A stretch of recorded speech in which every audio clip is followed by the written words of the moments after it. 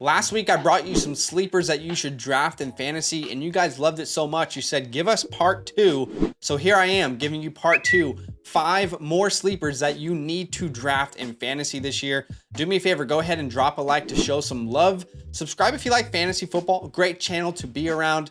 And what I want you to do, if you don't mind, is pause the video here and comment down below. Let me know some of the sleepers that you love in fantasy this year. Based off of the ADP, they are fantastic picks. Just before we get into the video, if you want an upper hand, a edge on your fantasy leagues in 2023, then let us help you win your leagues. Go ahead and use our code LAND when signing up to flockfantasy.com. That would get you 30% off your membership. And if you choose that mother flocker tier, you're going to get a chance to play in a league with us on this channel with our followers. Okay, 5 sleepers. I gave myself a challenge. This is part 2. All players that I will talk to you guys about today have an ADP of 100 plus on Underdog. So that means you're getting them end of round 9, beginning of round 10. So I'm diving deep into the bag here today for you guys. First sleeper that I think is a fantastic value is Rashad Penny. Currently on Underdog, he's going as the RB37. In my rankings, I have him as the RB32. And overall, he's going as the 114th player off the board. Look, I understand there's some injury concerns with Rashad Penny. We all know that. But when healthy, man, he is an efficiency superstar, and he was just that in 2022 before his injury. Check this out. In 2022, running backs who had a minimum of 50 attempts, Rashad Penny was first in yards per attempt. No other running back in the league averaged over 6 yards per attempt with 50 or more attempts. Yards after contact per attempt, he was first. Breakaway percentage, which is runs of 15 or more yards, he was first. 50.9% of his runs went for more than 15 yards, which is actually ridiculous. Rushing yards over expected per attempt, he was second. Only James Cook had a higher mark in 2022.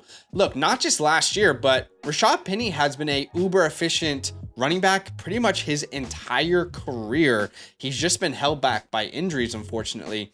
But shout out to Nathan Jonke, I'm probably saying that wrong, for this data he put out over on Twitter. Penny has the most carries of 20 or more yards per game in the last 2 years out of 94 running backs who played a minimum of 15 games. So more carries of 20 or more yards per game than Nick Chubb, Jonathan Taylor, Ken Walker, Derrick Henry. Shout out to Scott Barrett, who also put out some interesting information. No one has more rushing yards per game from 2018 to present than Rashad Penny. This is in games where running backs got 15 or more carries. He's averaging 156.6 yards per game in those scenarios. Now, let's talk about the elephant in the room. Let's talk about the injuries. I get it. Penny has a vast injury history. But guess who else does? His competition, which is DeAndre Swift. Right now, if you look at this depth chart, it's DeAndre Swift, it's Rashad Penny, Kenny Gainwell, Boston Scott, Trey Sermon. Look, DeAndre Swift is a fantastic talent, but he himself has not been available to start games in his entire career. He's only started 16 of 49 possible games since entering the NFL, meaning he has started just 32.6 of Detroit's games since they drafted him. And Swift, has he ever even proven that he can handle a bulk of carries? We've never seen that. He has only 2 games where he has had over 15 rushing attempts in his entire career.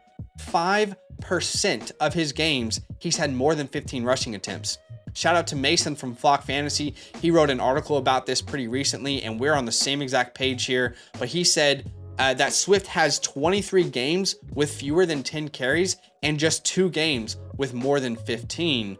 By the way, DeAndre Swift, since 2020, again, only 16 starts. Attempts per game, only 9.1 attempts per game, and on the ground, only averaging 42 rushing yards per game.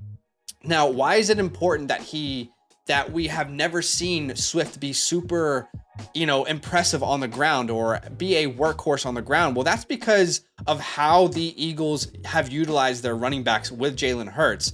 Last year, nobody ran the ball more than the Philadelphia Eagles. But get this, nobody threw the ball to running backs less than the Eagles.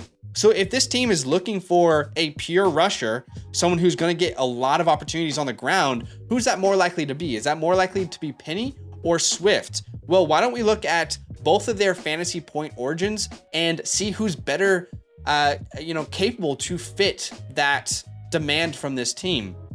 So for Rashad Penny, we're going to look at where the fantasy points have come from, the ground versus the air.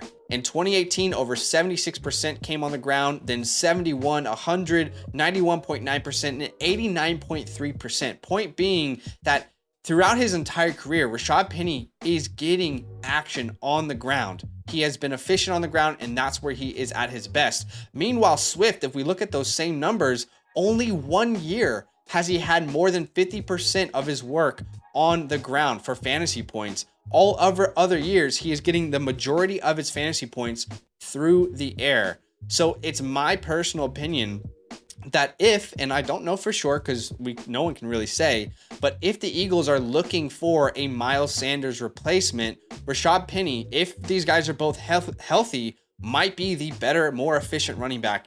I'm not saying that Swift will be irrelevant. I'm not saying Penny's going to absolutely dominate and Swift won't be around. What I'm saying is Swift could be a great value at his ADP. All right, the second sleeper I think you need to draft is Sky Moore, wide receiver for the Kansas City Chiefs. Underdog currently has him as a wide receiver 52. For me, he's my wide receiver 48. By the way, if you want to draft with us on Underdog, maybe you haven't signed up yet. Go ahead and use our code LAND when signing up. There's a link in the pinned comment as well, and you're going to get 100% of your deposit match. So if you deposit $100, you get $100 back. You guys know how that works. But Sky Moore, currently going as the 112th player off the board. I think he's going to have a much better sophomore season. Keep in mind, this is a good prospect in Sky Moore. I know that he didn't look great for fantasy purposes in year one, but he had a lot of the boxes ticked that we look for in a prospect, right? In 2019, he broke out as a freshman at the young age of 19. So that's a good thing, right? If you actually look at how much the percentage of receiving work he had for his college offenses in 2019, 20%. In 2020, he goes to 21%. And then 2021, his last year in college, 41% of his team's receiving offense. And again, in 2019, he broke out at the age of 19. He's an early declare. He's got the reception perception tick, the approval tick, and he got good draft capital. So look, if you were in on Sky Moore last year in, let's say, a dynasty league, you might have drafted him too high, but there could still be redemption here in year two. And we all should have had much lower expectations for Sky Moore in his first year in Kansas City. Learning Andy Reid's offense is no small feat. It really is no small feat, especially for someone who is just entering the NFL and has never done it at a professional level, right? We should have had much lower expectations.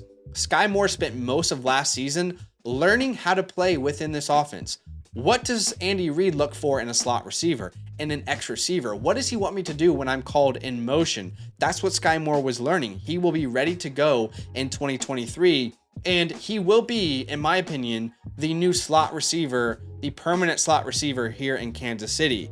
Okay, last year you had Juju Smith-Schuster, who played 42.1% of his opportunities in the slot, and McCole Hardman, who played 51.3% of his snaps in the slot. Now, it's okay to say that, hey, Sky Moore was not ready to play for a championship contending team throughout the regular season when Juju was probably better at that point playing in the slot. He's had an entire year. He's learned the system. And the good thing is on the reception perception profile for him, Sky Moore is really successful last year with the slant, curl, dig, and flat route, which are very common routes for a slot wide receiver. So I think that we'll see Sky Moore moved a lot over the field, but he'll play predominantly in the slot, and we could see him have a very good year. I would say a top 30 to 35 finish is well within the cards, and right now you're drafting him at what? Wide receiver 52? So I'm a big fan of his value there in Kansas City. Okay, my third sleeper, it's a running back out of Buffalo, and it's probably not who you think it is. Look, I've never been in on James Cook. Even in Dynasty, I didn't suggest anyone draft him last year. I think Damien Harris is a great value. He's the cheaper of those two running backs. Currently on Underdog, the RB38. He's my RB35 in my rankings, and he's going as the 116th player off the board.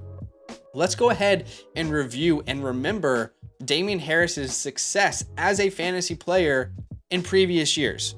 Okay, last year he got injured in week 5. So let's look at weeks 1 to 4 just quickly. In weeks 1 to 4, he had 13.3 carries per game, 15.6 touches per game, almost 70 yards a game. And then in fantasy, he was the RB20 in points per game in that time span and the RB18 before he was injured. Let's go back a year further. This is a full season in 2021. Still Ramondre Stevenson on the team in both of these years. Carries per game, 13.5, touches per game, almost 15, yards, 70, more than 70 per game. And then in points per game, he was the RB18 and he finished as the RB14 that year. By the way, all these numbers that I just showed you all occurred while he was splitting touches with a pass catcher, Ramondre Stevenson. It is my humble opinion that James Cook does not pose the same threat that Ramondre Stevenson did. I just don't think that they are the same type of talent, the same type of threats to a workload and an offense. And speaking of James Cook, let's talk about Damien Harris's role in this offense. Let me ask you, comment down below. Let me know, who do you think is going to get the goal line opportunities between these two? James Cook at 190 pounds, Damien Harris at 213 pounds. Who do you think? Damien Harris with a long history of scoring touchdowns in the red zone, on the goal line. Of course, we're talking about the touchdowns that aren't vultured by Josh Allen.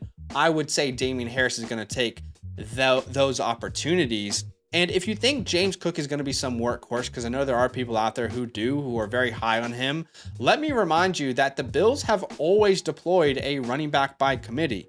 They've done it since Josh Allen became the quarterback in 2018. Let's look. I mean, I have the information for you here. Since 2018, not a single running back has had over 50% of the rushing opportunities in Buffalo. It's pretty consistently been a running back by committee. You can see the highest was last year, Devin Singletary with 41.2%. By the way, who was in the backfield then? Oh, it was James Cook, who he was sharing the backfield with. And that's when he got the most percentage of the carries he's ever had. Just saying. Lastly, Damien Harris is on a team that is going to score a lot of points and will have a lot of opportunities in the red zone. Last year, Buffalo scored the 3rd most points per game, and they had the 6th most red zone scoring opportunities. So I think that Damien Harris is a very good running back selection. Let's say you're going wide receiver heavy to start your draft. If Damien ends up being your running back 4 or 3, then he could be a really big steal. Okay, this is a player that I've been telling you guys to buy all offseason on the Dynasty channel. And if you're looking for a sleeper at the tight end position, let's talk about Chig Okonkwo. You probably know the name. Tight end 11, both in ADP and in my rankings. I think he's a great value at his current price. He's going as 127th player off the board. And let's talk about the elephant in the room, which is Derrick Henry is still there. And I understand. Derrick Henry is the offense. I'm not disagreeing with you guys when you say that. I do think Derrick Henry will be, for the most part, the focal point of this offense. I also think that the Tennessee Titans organization, their coaching staff, their GM, I don't think they're stupid. I think they know that Derrick Henry, a Derrick Henry-led offense, has a certain ceiling long term. I think they're very well aware that, hey, we probably can't build around Derrick Henry for the next 3 to 4 years. He's going to be 30 years old soon. He's had injury history. Are we sure we can really build an offense around him long term and make that be something that leads us to a Super Bowl? I think they're aware that that's probably not a possibility, especially in today's NFL. So I think they're going to be looking for cornerstone pieces to build around. One of those will be Treylon Burks. I think the other will be Chig Okonkwo. And he started slow last year, but he took off to finish the year, which typically happens for rookies anyway, especially with Mike Vrabel. But if you look at his averages from weeks 1 to 11, versus weeks 12 to 18, you can see he gets much more involved and he's much better in fantasy. His snap percentage goes up almost 15%. His targets go up drastically. Receptions go up, yards go up, and then he finishes from 12 to 18 as a tight end 7 compared to the tight end 45 from weeks 1 to 11. It's a small sample size, but it's really encouraging to see that the opportunities Chigakonkwo got, he was very efficient with. In fact, let's talk about that efficiency, because I think that the Titans are seeing how efficient Chig is with the small opportunities. That's going to lead them to wanting to give him even more opportunities. So in 2022, tight ends who had a minimum of 30 targets, Chigakonkwo was first in yards per reception, first in yak per reception, first in yards per route run, 5th in contested catch percentage, and he had the 15th best ADOT. Chigakonkwo is turning out to be what everyone wanted Irv Smith to be right before our eyes. It is my opinion that Treylon Burks and Chigakonkwo are going to smash in 2023, and everything points towards that happening. This team has set them up beautifully for fantasy purposes. They improved the offensive line, which should help the offense as a whole, and it should help whoever's behind quarterback. They brought in quarterback competition, which will bring out the best of Ryan Tannehill. Even if you hate Ryan Tannehill, you hate Will Levis, quarterback competition is going to help whoever is your starter. And they didn't draft a single weapon, wide receiver, tight end to compete with those two guys. So I strongly believe that Chig is going to return top 12 value, and I think he's a great pick at his current ADP. And my last sleeper for today's video, I'm trying to keep it in, a 20-minute time range or so for you guys. Let's talk about Jerick McKinnon, another Chief. RB43 in ADP. He's my RB41. He's going as the 127th player off the board. Jerick McKinnon is a key piece in the Kansas City Chiefs receiving offense. He is. It's established. Last season, after the bye week, McKinnon became a crucial part of the game plan that led to this team winning the Super Bowl. Okay, let's look at what Jerick McKinnon did from weeks 1 to 7, his averages, and then 9 to 18 after the bye week when they changed the game plan to get him more involved. His snap percentage goes up. His touches per game go up. His targets per game, which is important in PPR formats, that's where we want McKinnon. His targets per game go up. His total yards per game go up. And then his fantasy finishes go from RB60 to RB9, okay, in per game. And then his finish goes from RB46 to RB5. He was so good, and it led to them being a very efficient offense. And let's be honest, there's not really any competition that they've brought in to replace Jerick McKinnon's role, his role specifically, right? He and Pacheco play different roles. It's still the same depth chart. Pacheco, Clyde, they did add Deneric Prince, who I really like as a stash in dynasty leagues, but Jet's job is secure as long as he is healthy.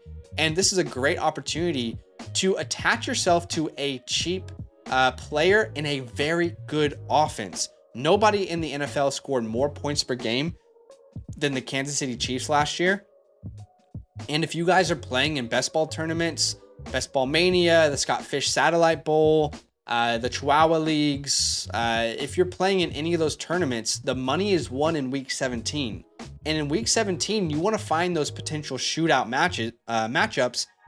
You have one here with Jet McKinnon and the Chiefs facing the Cincinnati Bengals. Both of those teams were top 7 in points per game last year. I actually wrote an article about week 17 matchups to target if you're in tournaments. I would highly suggest you guys to go check that out. You can use our code LAND for a 2-day free trial. If you like it, you can sign up, get some personalized advice. But those are 5 sleepers I think you guys should be drafting in fantasy this year. Let me know if you liked it. If you disliked it, that's fine. You can let me know in the comments below.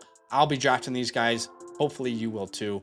Drop a like, and we'll see you in the next one. All up. Now that those idiots are done talking, who needs some rankings? Hell yeah, I need some rankings. Then use promo code LAND, L-A-N-D, for 30% off any membership at flockfantasy.com. Oh. It's so easy. Even your grandma could scan that QR code right there.